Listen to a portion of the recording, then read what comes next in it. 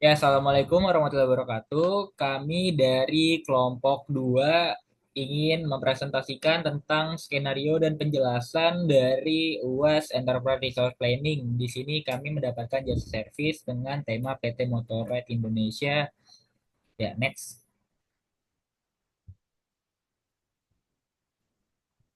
Oke, untuk kelompok 2 ini mendapatkan jasa servis ya 2 cabang. Untuk anggotanya ada Gustawikan Bafaki, Yuda Wijaya, Sajida Aliazari, Kielaulia, dan Ade Hermalia.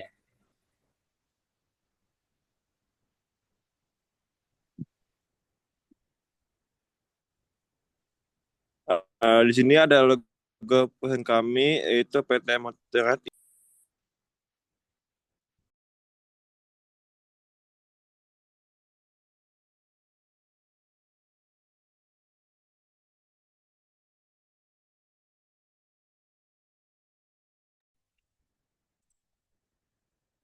Profil perusahaan. PT Motor Indonesia merupakan sebuah perusahaan jasa yang bergerak di bidang servis sepeda motor dan penjualan suku dan resmi.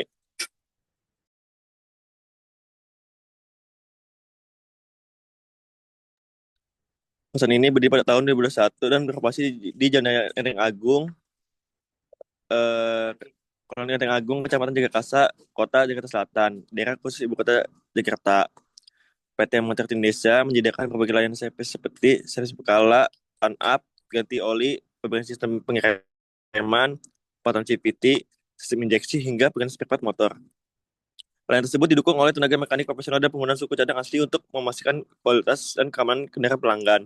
Dalam mendukung kemudahan pelayanan, PT Motor Indonesia telah mengadopsi sistem pelayanan digital, termasuk pemesanan layanan servis secara online melalui aplikasi dan web resmi. Perusahaan juga menerapkan sistem Customer Relationship Management atau CRM berbasis Odoo ERP untuk meningkatkan efisiensi operasional dan kepuasan pelanggan. Selain layanan bengkel, Motoret juga menyediakan layanan servis panggilan atau home service untuk menjangkau pelanggan yang memiliki keterbatasan waktu. Saat ini, PT Motor Indonesia memiliki 2 cabang aktif, yaitu di Lenteng Agung sebagai kantor pusat dan cabang pengembangan di Ciputat, Tangerang Selatan. Dengan pelayanan yang cepat, profesional, dan inovatif, PT Motor Indonesia berkomitmen menjadi pilihan utama masyarakat dalam merawat dan memperbaiki kendaraan roda 2.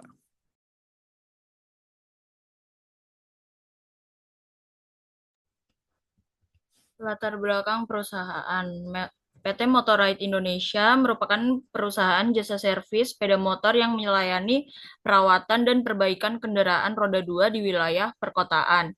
Dengan meningkatnya permintaan layanan dan bertambahnya jumlah cabang, perusahaan membutuhkan sistem terintegrasi untuk mengelola operasional, mulai dari pemesanan layanan, pengelolaan spare part, hingga pencatatan keuangan. Untuk itu, implementasi ODO ERP dipilih sebagai solusi guna meningkatkan efisiensi, akurasi data, dan kualitas pelayanan secara menyeluruh.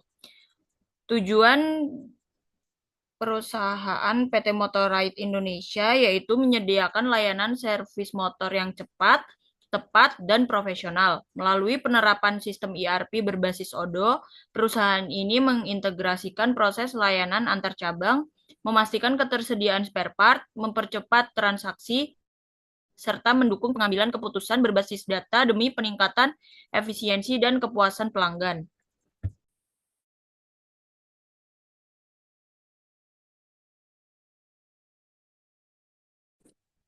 Ini merupakan struktur organisasinya yang terdiri dari CEO dan founder, lalu di bawahnya ada manajer operasional, lalu di bawah manajer operasional ada tim service, tim survei dan CRM, sales, dan inventory. Setelah itu ada tim purchase, accounting, dan finance.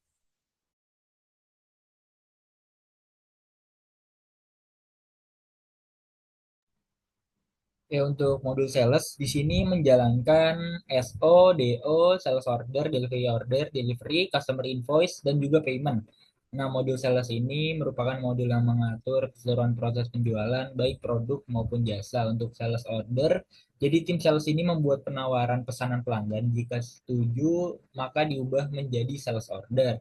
Nah, delivery order ini untuk memproses pengiriman dari gudang ke pelanggan, dan delivery ini gudang melakukan pengiriman barang.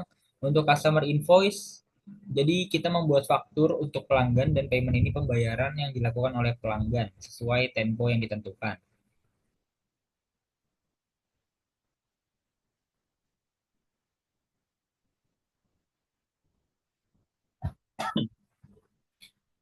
Nah, untuk skenario dari modul sales ini, jadi saat ini nih pelanggan datang dan admin akan membuat sales order.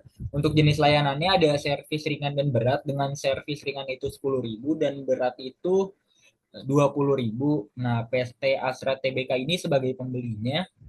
Jadi teknisi ini menyelesaikan pekerjaan, jadi satu SSO diubah jadi dan delivery order ini nggak digunakan ya karena nggak ada pengiriman ke pelanggan, melainkan ini adalah jasa servis. Nah, otomatis Odo akan membuat customer invoice dan pembayaran ini dilakukan langsung di kasir dan dicatat di dalam sistem.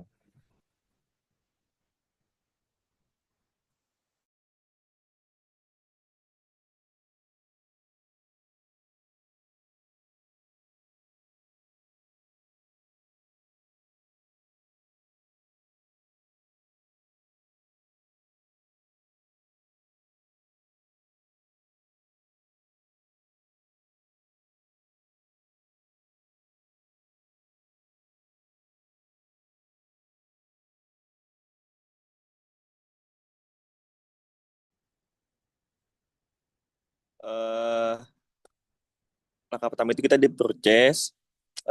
Yang pertama itu kita membuat PR atau quotation, habis itu ke PO, receiving, habis itu ke vendor bill, habis itu kita ke payment. Modul purchase digunakan untuk menangani proses pembelian barang dari termasuk dari permintaan awal hingga pembayaran. Purchase request atau PR atau RFQ digunakan untuk mengajukan kebutuhan pembelian barang atau jasa. PR dapat diajukan oleh divisi gudang atau personal Odo, dibuat melalui fitur RFQ. PO setelah PR disetujui, RFQ dikonversi menjadi PO yang sah dan dikirimkan ke vendor. Receiving, barang datang dari vendor dan dicatat sebagai penerimaan barang, jumlah kualitas dan tanggal kedatangan diverifikasi. Vendor bill, setelah barang diterima, vendor mengirimkan invoice. Odo mencocokkan PO, penerimaan barang, dan invoice untuk validasi. Payment, setelah verifikasi selesai, sistem akan mencatat dan memproses pembayaran ke vendor sesuai metode pembayaran yang disepakati.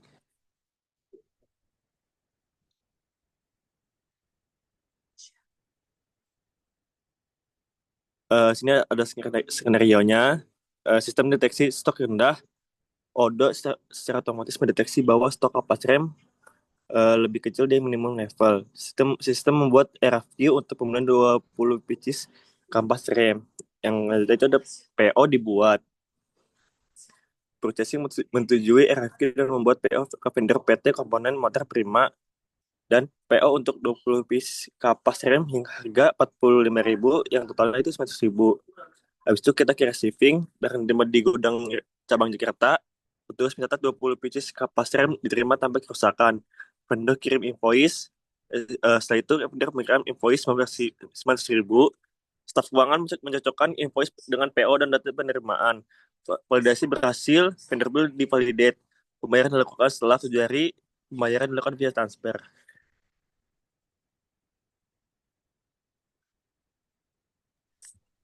Selanjutnya, pada modul accounting dan finance itu create chart of account, kemudian opening balance, kemudian transaksi otomatis dari modul lain, kemudian asset management, kemudian laporan keuangan. Jadi pada modul accounting dan finance ini mencatat transaksi keuangan, mengelola aset, dan menyusun laporan keuangan terintegrasi untuk 2 cabang, yaitu Jakarta dan Bandung. Pada COA menyiapkan struktur akun-akun keuangan seperti kas piutang, pendapatan, beban, PPN, dan lain-lain sebagai dasar pencatatan akuntansi. Kemudian pada opening balance itu menginput saldo awal akun seperti kas, piutang, hutang, dan persediaan agar laporan awal sesuai kondisi sebenarnya. Selanjutnya itu ada transaksi otomatis dari modul lain. Jadi semua transaksi dari sales, purchase, inventory akan otomatis membentuk jurnal, contohnya seperti invoice penjualan dan pendapatan dan piutang. Kemudian aset manajemen yaitu mencatat aset tetap seperti kendaraan servis, peralatan bengkel, dan menjadwalkan penyusutan otomatis berdasarkan umur aset dan metode depresiasi. Selanjutnya ada laporan keuangan, itu tugasnya menyusun laporan akuntansi lengkap seperti neraca, laba rugi, arus kas, buku besar, laporan PPN untuk pajak.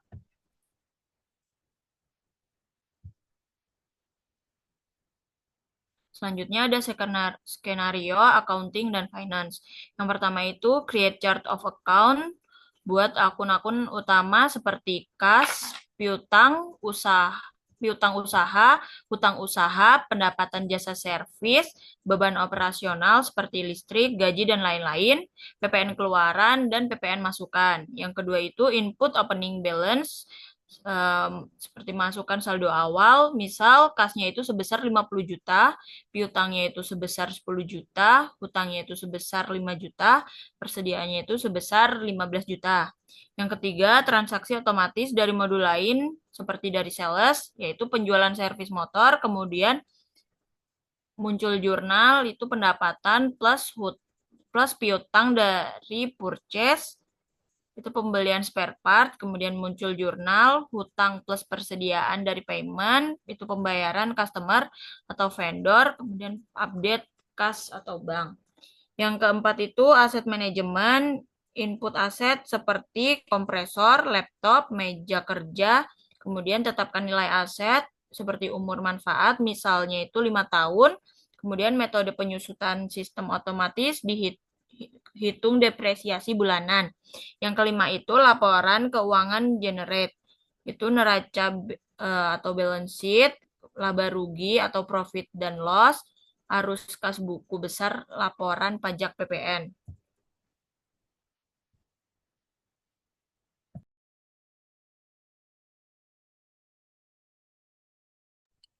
Lalu selanjutnya yaitu modul inventory atau warehouse, yaitu fokusnya itu ada incoming shipment, internal transfer, lalu outgoing shipment, dan reporting. Mengelola alur barang masuk, perpindahan antar lokasi, dan pengeluaran barang jadi dari gudang secara efisien dan real time. Yang pertama itu ada incoming shipment. Ini menerima barang masuk berupa bahan baku atau raw material dari vendor ke lokasi gudang. Memvalidasi dokumen resip akan menambahkan stok secara otomatis. Lalu ada internal transfer, yaitu memindahkan barang antar lokasi seperti dari gudang bahan baku ke lokasi produksi atau dari lokasi produksi ke gudang barang jadi. Proses dilakukan langsung di modul inventory. Lalu ada outgoing shipment untuk mengelola pengeluaran barang jadi untuk dikirim ke pelanggan. Validasi delivery order akan mengurangi stok dari gudang secara otomatis.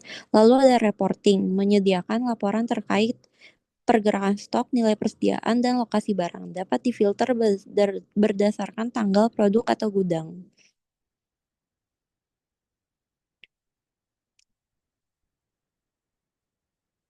Lalu selanjutnya ada skenario inventory atau warehouse. Di sini kita fokusnya pada incoming raw material dan outgoing barang jadi. Yang pertama-tama itu kita buat lokasi gudang dengan menambahkan 2 lokasi, yaitu gudang bahan baku sama gudang barang jadi. Lalu kita lakuin inventory adjustment. Itu tuh menginput stok awal bahan baku di gudang bahan baku. Contohnya kita nginput oli 100 piece. Terus incoming, yaitu menerima bahan baku dari vendor. Kita buat resip, habis itu kita pilih gudang bahan bakunya sebagai lokasi tujuan, terus kita ngevalidate, lalu kita lihat kalau stok bahan bakunya itu bertambah. Terus ada internal transfer, memindahkan bahan baku ke lokasi produksi. Kita buat internal transfer dari gudang bahan baku ke lokasi produksi, lalu kita ngevalidasi lagi. Terus transfer barang jadi. Setelah produk selesai, pindahkan produk ke gudang barang jadi, yaitu kita buat internal transfer dari lokasi produksi ke gudang barang jadi, lalu kita ngevalidasi lagi. Lalu ada outgoing, mengirim barang jadi ke pelanggan.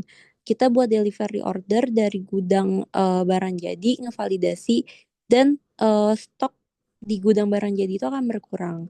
Lalu terakhir akan kita buat laporan inventorinya untuk melihat pergerakan stok barang jadi sama bahan baku, nilai persediaan, dan stok on hand.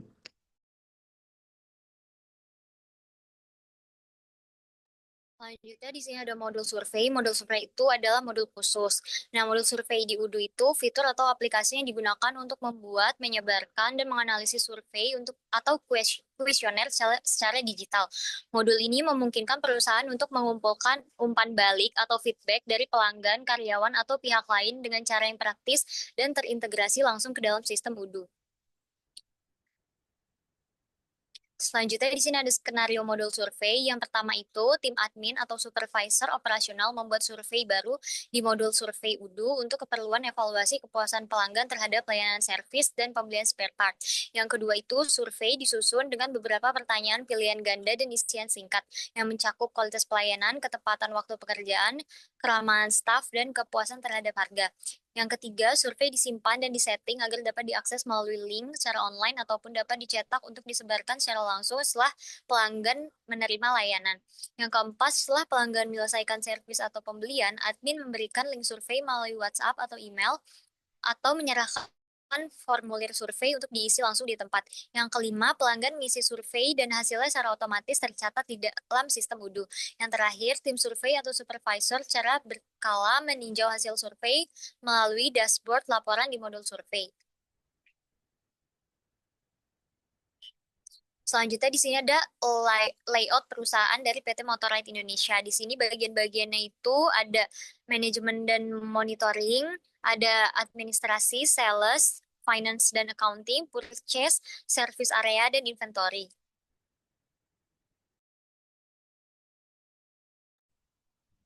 Oke, selanjutnya di sini ada proses bisnis, bisnis proses model, and notation ya. Untuk ini ada customer, dia itu memerlukan jasa servis dan membayar servis ya. Untuk memerlukannya ini berhubungan dengan sales karena akan melakukan banyak pengecekan servis dan membayar servis ini berhubungan dengan membuat customer invoice.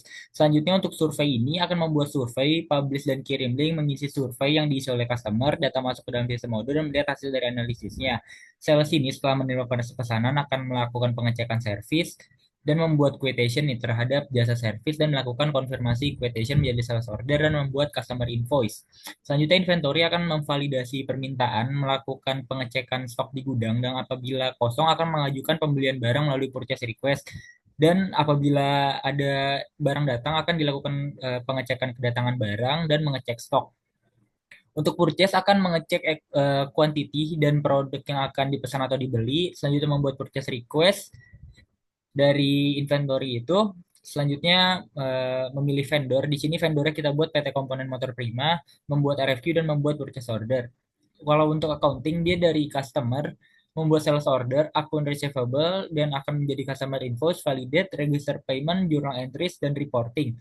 Nah, jika allowed, request order ini akan cancel ya. Dan setelah PO ini akan dijadikan ke accounting ini purchase order, vendor bill, validate, register payment, journal entries, reporting, dan lalu selesai. Itu proses bisnis dari PT Motorrad Indonesia. Oke, sekian dari presentasi kelompok 2 tentang jasa servis. Kurang lebihnya mohon maaf. Wassalamualaikum warahmatullahi wabarakatuh. Terima kasih.